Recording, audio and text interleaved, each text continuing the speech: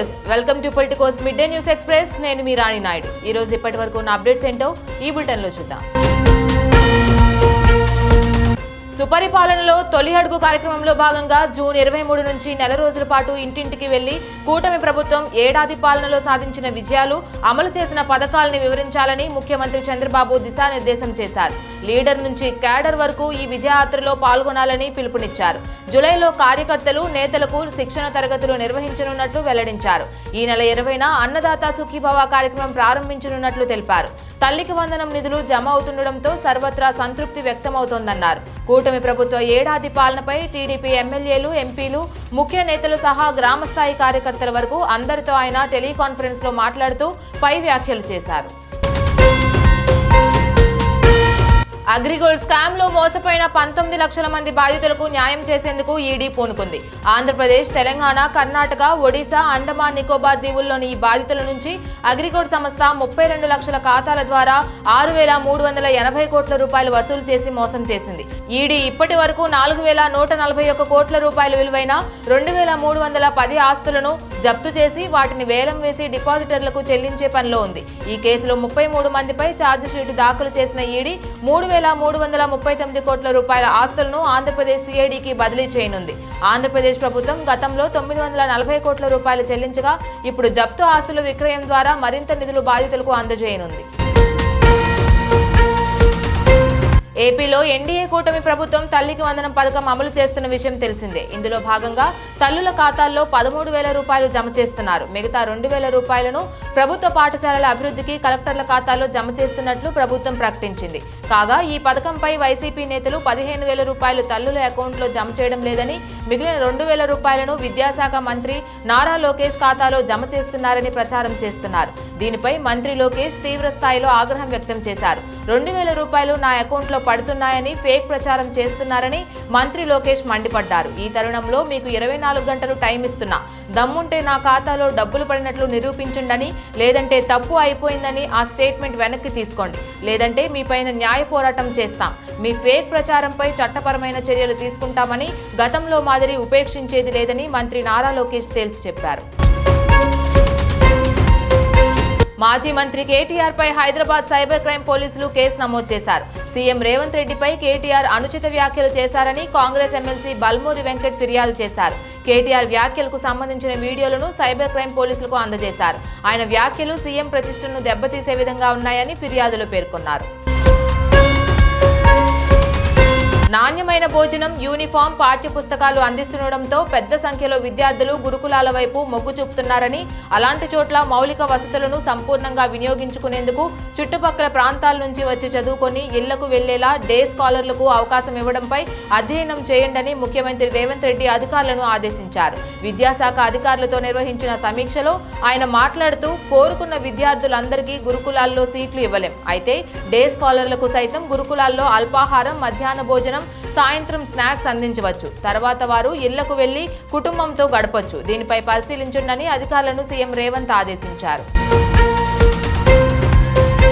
దేశంలో క్లిష్ట పరిస్థితులు నెలకొన్న నేపథ్యంలో ఐక్య ఉద్యమాల ఆవశ్యకత ఉంది. భిన్నాభిప్రాయాలను గౌరవిస్తూనే విశాల ప్రజా ఆకాంక్షల సాధన కోసం ప్రజాస్వామికవాదులంతా కూడా కలిసి పనిచేయాల్సిన అవసరం ఉందని సిపిఐ జాతీయ కార్యదర్శి డాక్టర్ కె నారాయణ తెలిపారు.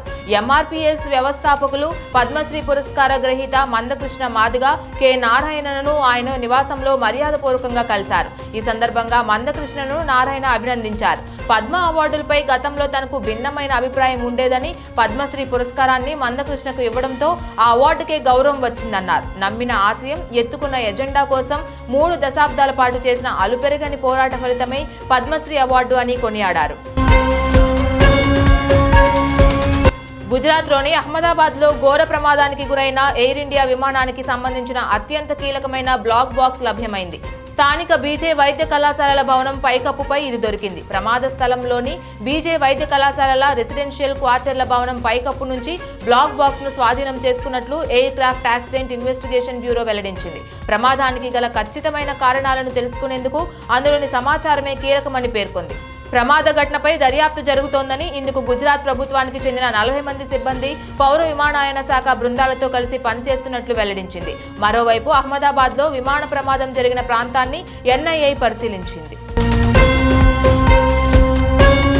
భారత్ చైనాల మధ్య నేరుగా విమాన సేవలు త్వరలోనే తిరిగి ప్రారంభం కానున్నాయి. ప్రస్తుతం భారత పర్యటనలో ఉన్న చైనా విదేశాంగ శాఖ సహాయక మంత్రి సన్ విడాంగ్తో ఈ విషయంపై చర్చించినట్లు భారత విదేశాంగ శాఖ కార్యదర్శి విక్రమ్ మిశ్రీ వెల్లడించారు. భారత్ చైనాలకు నేరుగా విమాన సర్వీసులను తిరిగి ప్రారంభించే చర్యలను వేగవంతం చేసేందుకు ఇరు దేశాలు అంగీకరించాయని తెలిపారు. వీసా ప్రక్రియలను సులభతరం చేయడం, మీడియా పరిశోధనా సంస్థల మధ్య మార్పిడిని ప్రోత్సహించడం వంటి విషయాల్లో కలిసి పనిచేయడం పైన సానుకూలంగా ఉన్నట్లు తెలిపారు. ముఖ్యంగా వాణిజ్య, ఆర్థిక రంగాల్లో భారత్ చైనాల మధ్య ఉన్న సమస్యలను పరిష్కరించడానికి తగిన చర్యలు తీసుకుంటామన్నారు.